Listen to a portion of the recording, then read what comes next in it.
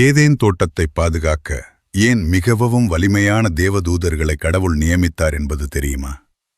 Eden என்பது வெறும் தோட்டம் மட்டுமல்ல, அது படைப்பின் ஒரு பொக்கிஷம். அங்கே வாழ்வும் புனிதமும் அதன் தூய்மையான வடிவில் இணைந்திருந்தன. ஏன் பாதுகாப்பு? ஆதாம் மற்றும் ஏவாளின் வீழ்ச்சிக்குப் பிறகு மனிதகுலம் மீண்டும் ஏதேன் தோட்டத்திற்குள் நுழையாமல் இருக்கவும், நித்திய ஜீவ விருட்சத்தின் கனிகளை உண்ணாமல் இருக்கவும் கடவுள் முடிவு செய்தார். இதற்காக கடவுள் கெருபீன்கள் எனப்படும் மிகவும் வலிமையான தேவதூதர்களை அங்கே காவல் வைத்தார். அத்துடன் 4 பக்கமும் சுழலும் ஒரு சுடரொளி பட்டயத்தையும் வைத்தார். இது கோபமா அல்லது கருணையா? இந்த தடை கோபத்தினால் செய்யப்பட்டதல்ல, மாறாக அது ஒரு கருணைச் செயல்.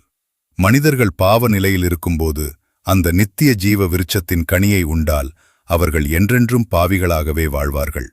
கடவுளிடமிருந்து பிரிந்த நிலையில் மரணமில்லாத பாவிகளாக மாறுவதிலிருந்து மனிதர்களைக் காக்கவே இந்த வழி அடைக்கப்பட்டது. சுருக்கமாகச் சொன்னால், மனித குலத்தை ஒரு பெரும் சாபத்திலிருந்து காப்பாற்றவே கடவுள் அந்த தோட்டத்தின் வழியை தேவதூதர்களை கொண்டு அடைத்தார். ஏதேன் தோட்டம் இருந்தது என்று நம்பினால் சேனலை சப்ஸ்கிரைப் பண்ணிட்டு ஆமேன் என்று கமெண்ட் பண்ணுங்க.